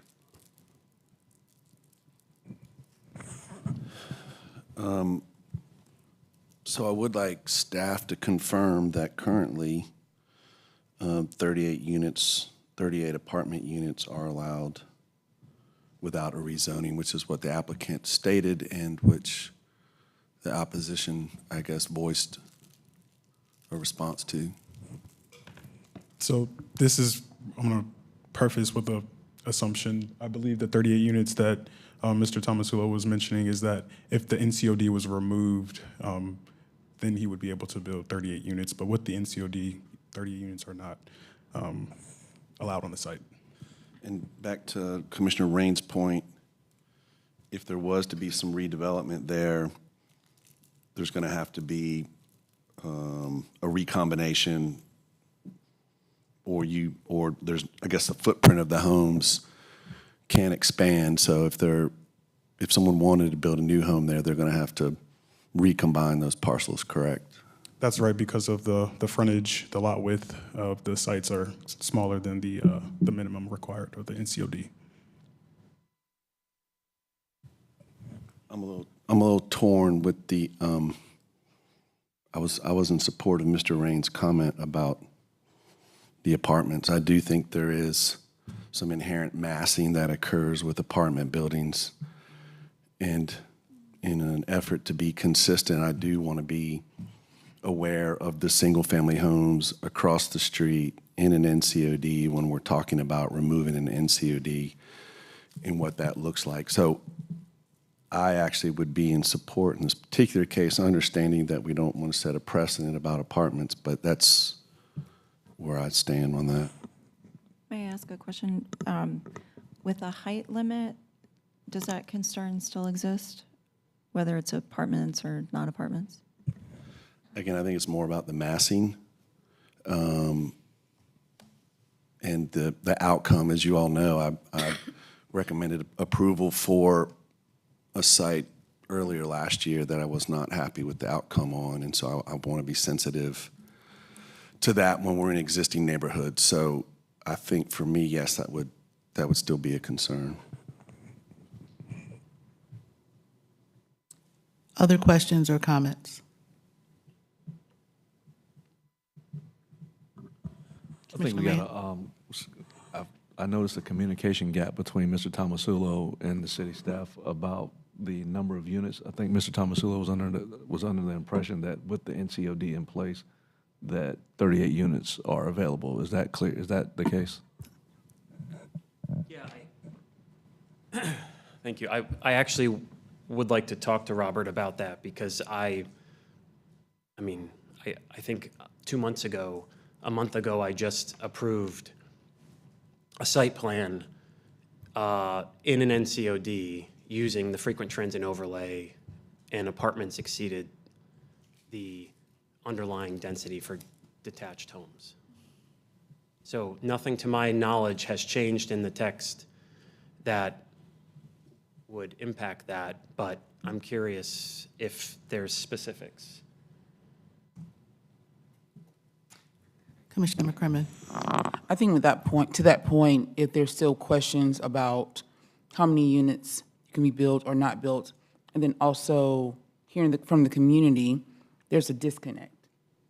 These people have lived here before this project came about, and I think their feelings are valid. And so I think there needs to be some type of consensus, between what can be built and what cannot be built, and then community.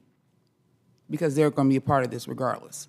And so they need to be at the table. And I think you all need to have a bigger conversation amongst the community and how they want to see their community move forward. So I will say I have been trying to get together with Ms. Hedgepeth. Our schedules haven't aligned, unfortunately.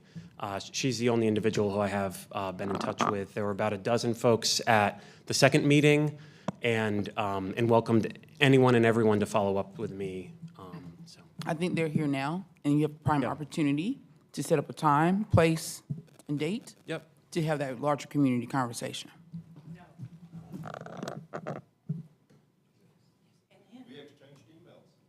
Yeah. Whoa. I'm not setting this up for y'all to argue. I'm trying to come up with a consensus. Okay? Thank you. Thank you, Commissioner McCrimmon. So it sounds like we're deferring this, whatever we do. You will add a condition about height, the number of units, but there needs to be a conversation with staff to clarify what can and what can't be built. And you will work to communicate with the neighbors. I will try to get together between now and then, and happy to. You know, I think I do think that there is a disconnect perhaps between what I can even show at this point versus what is desired. I do know that previously in 2014 or 2015, Planning Commission would review site plans, and that's what this is not. And so this is just a rezoning. And generally, reviewing site plans, you're working with development staff, you're working with all of the trades, and you have concrete answers on a lot of these things that really impact the buildability of the site and the building. And so I think that that's where some of the kind of crossing of wires is that, you know, people generally will come on larger projects with concept plans. I'm trying to work on a concept plan right now while getting feedback from staff. And that's why I tried to work on as much as I could ahead of time. By all means, I certainly hope in the next 2 weeks that I have a concept plan. I'm not sure, you know, generally now in the state of the world, things are very uncertain. And so I think that just showing things to the community sometimes can set something in motion that isn't necessarily even possible at site plan. So I guess I just say that with Right. Okay. with an Well, asterisk, so. that sounds good. I mean, we're not asking you to come back with the site plan for us. We understand we don't review site plans. So do you think you can get this done before our next meeting on the 26th, or do you want to? Yes. Okay. Yes. In that case, this case will be deferred until November 26th. Okay. Thank you. Thank you, And everybody. Thank you for your comments. I'm sorry, public comment is closed, yes. You can feel free to email us. Oh, okay. Thank you.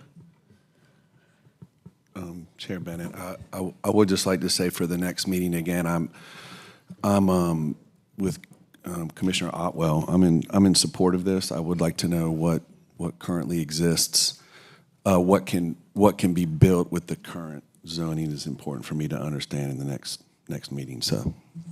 Okay, so we're clear. At our next meeting, we'll have an update from staff about what can be built by right. Thank you. All righty. Our final item on the agenda today is an informational update on Reflecting Raleigh, the next comprehensive plan. We'll hear from Sarah Shaughnessy. Hello, good morning, members of the Planning Commission. Sarah Shaughnessy, Planning and Development. Just wanted to provide some information to you all about the process for creating the next comprehensive plan, a project that we are calling Reflecting Raleigh, as Chair Bennett said. So just an overview of what I'll talk about. I know you all are very familiar with the 2030 plan, just touch on that a little bit as some context setting. Some information about changes we've seen in Raleigh since 2009, some themes we're envisioning for the new plan, the timeline for the project, and then our engagement framework. And then since these slides were published with the agenda, we have done some additional compiling of the engagement results we've seen to date, so I'm happy to share that with you as well. So 2030 plan, again, know you all are very familiar. It's the long-term vision for the built environment. It's required by state law in order to enforce our zoning code and development regulations. The plan was originally adopted in 2009. An update was adopted in 2019. And the current format, it's accessible online in a flipping book format. I'm sure you have, again, flipped through it. The content is quite broad, includes a number of vision themes, policies, actions, area plans, and maps to guide growth. But as we've all experienced, Raleigh has changed a lot in the last 15 years and a lot even in the last 5 years. Continued population growth. I think probably these numbers have changed since this presentation was made, but since 2019, when this data was compiled, over 4,000 acres had been brought into city limits. Over 5,000 acres had been rezoned since 2017. A lot of those rezoning requests, as you all are familiar, have been for increased height, increased density, so growing in terms of population, growing in terms of land consumption, and then also densifying. We also have a new policy and regulatory context in the city of Raleigh since 2009. So we've seen changes in state annexation law that make annexation allowable by property owner request only, so the city cannot involuntarily annex. And that plays a role in how we're able to grow and provide services to our urban fringe. The city has a strategic plan now, which it didn't have in 2009. And then we have a number of other citywide and department business plans like the Community Action Plan and other utility handbooks and engineering standards. So all of that information is different, and we want the new comprehensive plan to reflect that. And then finally, we've seen a lot of changes just in how we plan and how people exist in cities. So seeing an increased emphasis on multimodal inclusivity. The city has made a large investment in bus rapid transit, and we're planning for that. An increased emphasis on housing diversity and choice, acknowledging that that has a significant bearing on housing affordability. Increased emphasis on racial equity, sustainability, and resilience planning. And then since the pandemic, a lot of residents in cities, their patterns of travel and work have changed with more people commuting from home, more people traveling at different times of day. So we need a plan that sort of accounts for all of these changes. What we envision to be the major themes in the next comprehensive plan, equity, specifically in terms of providing housing and business opportunities accessible to everyone. Sustainable provision of infrastructure and services, and we mean that with respect both to financial sustainability, wanting to be able to provide a high level of service, while also thinking about how we tax our residents and what that relationship looks like, and then also in terms of environmental sustainability, knowing that as we grow out, that has an impact on our environmental sustainability as a city. And then finally, as I suggested earlier, there are a number of other adopted city plans. With this plan, we really seek to align with those plans as well as with the budget.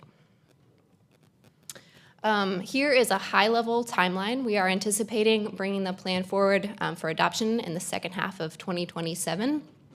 So dividing that, dividing that period of 2.5 years into 5 phases.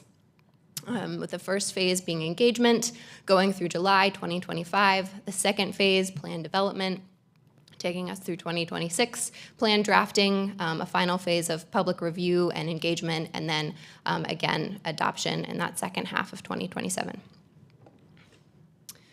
So we are kind of in the heart of phase 1, which is community engagement.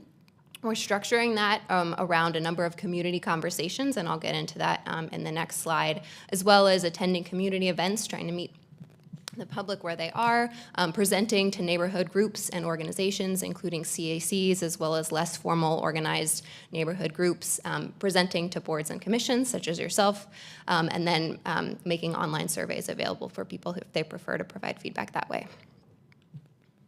So the community conversations are really sort of the structure for our first phase. We're planning for 6 community conversations on 6 different themes, and these are themes that we hear from the community about a lot in the context of Raleigh's growth and development. Those are affordable housing. So we had an affordable housing summit back in August. Mobility, and typically what we hear from the community is concerns about traffic, so framing that as mobility and our connectivity as a city. Stormwater, trees, sustainable infrastructure, and neighborhood change. And so each of these community conversations might be, each topic might be spread across 2 or 3 days and consist of a keynote speaker, a state of the city presentation from a member of city staff, a facilitated dialogue, kind of like a World Cafe style dialogue where the community can discuss and reflect on the information they've heard, as well as online polling and in-person surveys, and then Ask a Planner events where members of the public can come and speak with staff one-on-one. And so as I mentioned, we had the Affordable Housing Summit back in August. Our next community conversation will be focused on stormwater, and those dates are December 4th and December 9th. And that will be held at Martin Street Baptist Church both evenings. We'll provide food and childcare and translation services. And then it will also be streamed and recorded. The presentations will be in case people want to listen online. Moving into phase 2, so that was sort of the framework for phase 1. Phase 2, we are seeking to develop policies, sort of the meat of the plan, with 2 main groups. One, a series of technical working groups, so that might consist of city staff, local practitioners, representatives from boards and commissions in the city of Raleigh, and then the second group is a citizen assembly. So we are working with getting advice from other cities who have done this and organizations that sort of provide this kind of training. But a citizen assembly is essentially a representative sample of Raleigh's population. So we invite people to apply and then randomly select a group of about 50 people that matches Raleigh's demographic makeup. So we're trying to ensure that we get a good representative sample of Raleigh and don't just hear from the people that we hear from all the time. And then the last 3 phases, just speaking about our engagement opportunities, we are seeking to hire an artist in residence to help us with some of our engagement efforts and get us to think kind of outside of the box how we do engagement. We've been going to pop-up events and we'll continue to do that, again, knowing that not everyone will come to us, we have to go to people. Continuing to offer presentations to community groups when we're invited, continuing to provide online surveys and have Ask a Planner events throughout the process. So this information is new from the slides that were included with the agenda, but I did want to provide an update on some engagement to date. So as I mentioned, we had 1 community conversation. We've been speaking to a number of boards and commissions, presented to 2 CACs so far, and we're scheduled to present to more, ideally, or we will have eventually presented to all the boards and commissions and all the CACs that are registered and active. We've sent out direct invitations to community leaders and organizations, trying to reach leaders in the community and get them to share information with their networks. We've tabled at a number of events, and then we've been sending monthly email updates about the process and keeping our website up to date. So who we've engaged so far, I think the total attendance for the Affordable Housing Summit in August was about 260. From what I heard from the Housing Director, Emila Sutton, about 200 people in person at any given time. I think attendance sort of fluctuated throughout the day, and 60 online at any given time during the day. Registrants were not asked to provide demographic information, so I don't have statistics on that to give to you at this time. But we do have some information on people who participated in the housing survey that I can share with you. We've spoken to 8 boards and commissions so far, listed here, so you're the 9th. We've spoken to 3, CA scheduled. We've had 2 surveys online. One was a housing priorities survey that accompanied the Affordable Housing Summit. And then the second is a more general survey asking people how they want to be engaged and participate in the process, and trying to get them to, or help us identify barriers to participation so we can improve. So We've had 455 participants on both surveys together. About 30% of those survey respondents have volunteered their demographic information. Again, we can't require people to provide that. I think the results in terms of demographics are what we typically see for online surveys. I think relatively even age split, but most participants were white, non-Hispanic individuals. So we are making, knowing that this is sort of the typical online, typical demographic profile of people who participate in online surveys, we're trying to figure out how to provide information in other ways and reach people. So sending direct invitations, as I mentioned, we have rezoning community connectors that are paid to attend our first neighborhood meetings and typically well connected within their communities. Sent emails to community organization leaders throughout the city and religious institutions. So trying to share information that way as well. And then we've spoken to over 100 people at different events that we've attended. I think knowing that we typically reach white, older people on our surveys and in CACs, we're trying to prioritize reaching other demographic groups in our events. So this is a number of events that we've attended so far and spoken to people in that capacity. So what we've heard, according to the engagement survey, the biggest barriers to participation have been lack of awareness. So people are just unaware that the city is working on something or that there's an opportunity for them to provide input. Inconvenient timing, so sometimes things happen during work hours. I think there were some comments made about planning commission and city council meetings that happen during work hours. I think sometimes other city commission meetings happen at those times too. And then about 23% said that they didn't think that their participation would have a meaningful impact on the decisions that were made, and so that was a barrier to participation. We did ask people what time they would prefer and how they preferred to receive information. So about 53%, a little over half, preferred weekday evenings for in-person events, and then preferred to get their information via the website and social media. And again, these are people who took the survey, and I shared the demographic information of the people who participate in those surveys. So still looking for input. We'll have this engagement preferences survey open through the end of the year, trying to get a robust sample of how people like to engage. Moving on to the housing survey that we had, that survey has closed. I think we asked about we asked for people to prioritize what they thought the major concerns were with respect to housing and housing affordability, and sort of comment on what they heard from the presentations provided at the Affordable Housing Summit. So the top 3 concerns that people ranked were a lack of housing for those earning below 30% area median income, so a lack of deeply affordable housing. Second in priority was a concern that affordable housing was located far from commercial and employment centers. So not only were there housing costs, but there were also transportation costs and limited accessibility to those resources. And then third was that not enough housing was available at different price points. So housing sort of funneled into the price point that was available. Some key takeaways from the presentations.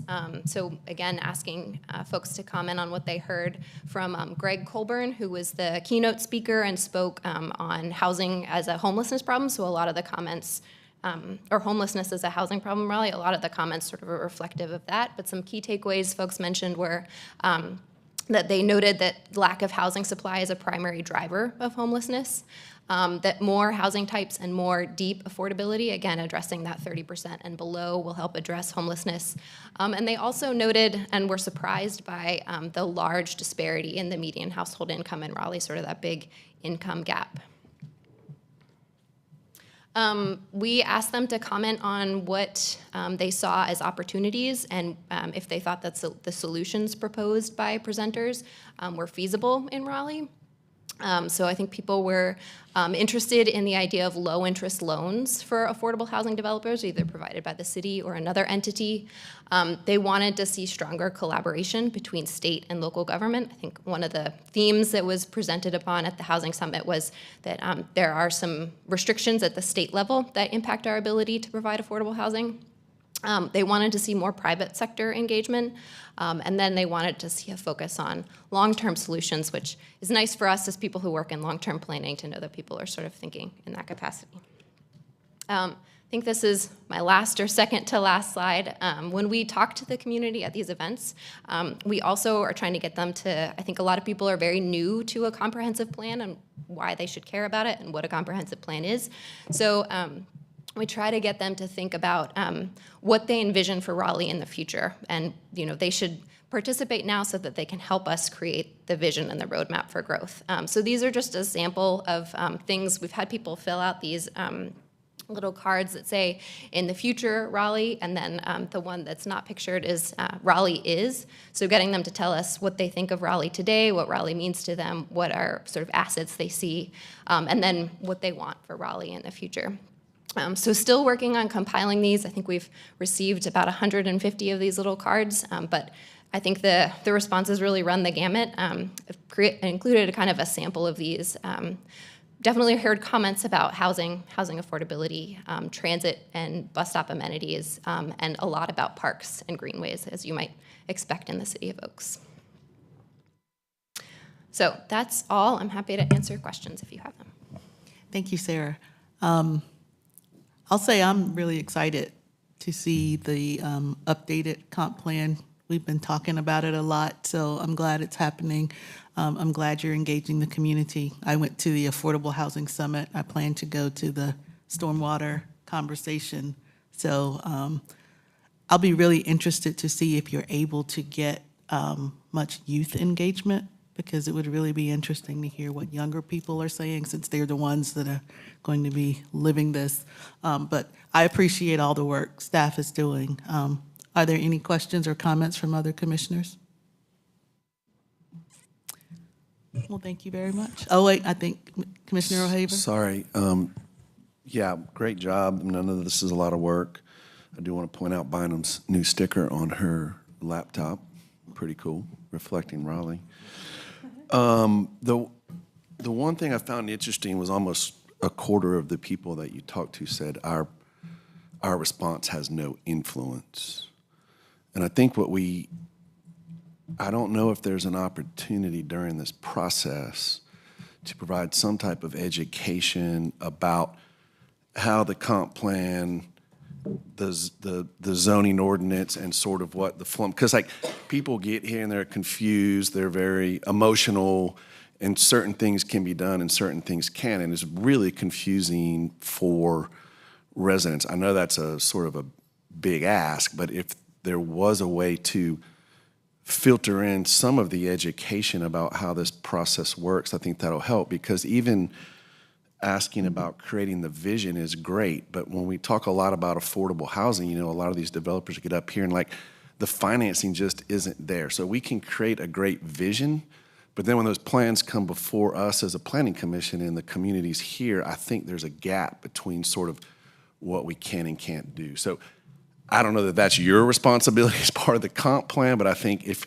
the outreach is amazing, and I know over the years we're getting better and better and better at that. Of course, there's a concern that 99% were male and 88% were white, but I know not everybody is giving their demographics, and so maybe it's a little bit more equitable there. So I know your efforts on the outreach are amazing, and we continue to improve those, but if there is a way to filter in some education, which again, I mean, I still get confused up here, and this is my 5th year on the Planning Commission, so I know that's a challenge, but I just see that we hear it every meeting. So just wanted to say thank you, but also make that comment. Sure, yeah, noted.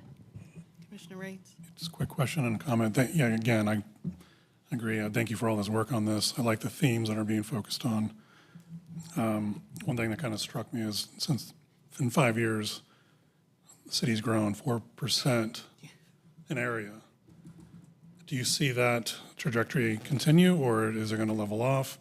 Is it unpredictable? I think it kind of depends on the policies that we set as a community and what we decide and what city council, you and city council decide in the plan. But I think that is something that is part of the conversation is, are we going to continue to grow at that rate out, or what changes do we need to make to grow in a different way? Thank you. Yeah. That kind of struck me as significant. Any other comments? Commissioner McCrimmon, do I see your hand up? No, ma'am, I was just rubbing back in my head. Oh, okay. Self-soothing. Okay, well, thank you, Sarah. I will say, just the last thing, I loved seeing equity and sustainability in the middle of the circle, so thank you for that. Next, where are we? We need to approve the minutes from our October 22nd meeting. Does anyone have any changes? I do have a comment on case Z2924. The reasons for the opposition from the commission were noted, but Peeler and Raines were opposed, and in the notes it says that we were said aye. So they just need to change. Yeah. Any other changes requested?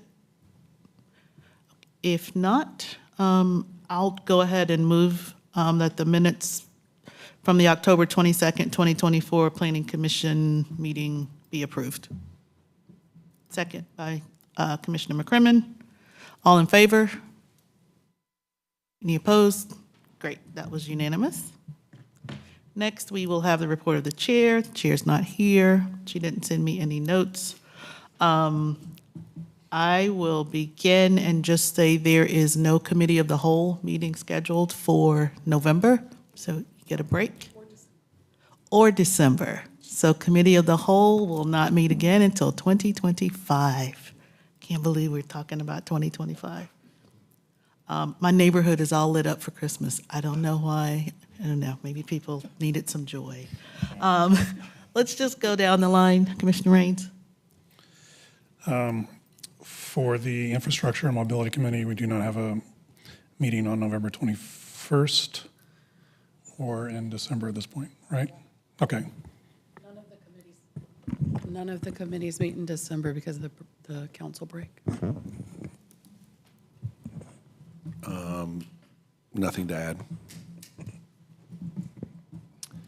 Text Change Committee has no items pending for the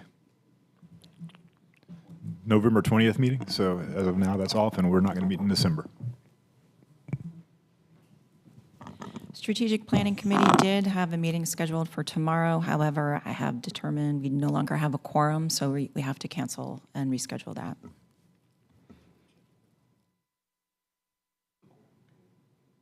We don't have a quorum. I will not. I texted.